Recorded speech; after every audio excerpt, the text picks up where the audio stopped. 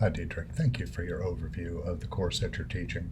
Appreciate what you put about shifting their paradigms from right to wrong to what is optimal. And you mentioned accessibility and learning objective clarification. Accessibility is something we all could aspire to do better for sure, and we do address that in this course. And I'll give you some tips as we look at one of the rubrics. And your engagement being strong is always a plus. Once a student knows, and you know this, right? Once they know you care about them and you're passionate about your subject, kind of to use the Bible terminology, love covers a multitude of wrongs. That is true in course design as well. But what a great opportunity when we look at tweaks or minor revisions and accentuate those as well to create even an optimal experience for our students. In Unit 2 this week and next, we'll be addressing learning objectives, so that'll be particularly salient to you right now as well. Let's take a look at the OS CQR rubric.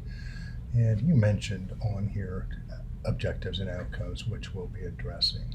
And something that you put in the narrative, and I think it's important, this is a lot of refresher for you. And kind of like when we work out and we get a new workout partner, or we work out with an old friend and they point out maybe our form has gotten a little lax here, or there's an exercise we forgot about that used to be very productive for us. And it's always helpful for this course and other professional development opportunities, right, to just kind of reinforce what we know, and maybe there's a tweak or two we can make in some of the tools we used to know. So I hope as you're going through this course, it serves to dust off some of the old tools and perhaps pick up some new ones along the way.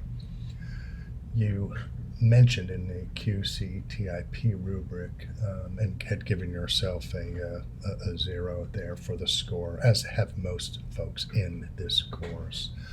Two things that you can do right now. One is look at your campus services. I'm sure there's an Office of Disability Services, or your Office of Online Education can offer support. And most LMSs have an accessibility checker because it's becoming, from a legal standpoint, more pertinent and very important from an accreditation standpoint to have accommodations for all, and from a social justice standpoint, and from our standpoint here at Hart&Simmons, it's a hospitality issue that we want to make sure that everyone has universal access to the resources in many different ways.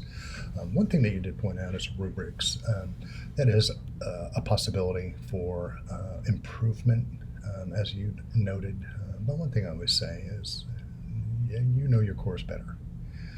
A faculty member is always going to know their course better and their students better than anyone else. Now, whether rubrics is something that can augment your learning or improve the pedagogical experience for the student, but objectives and rubrics kind of go hand in hand. So you may want to see what the interplay of those two might have in implications for you.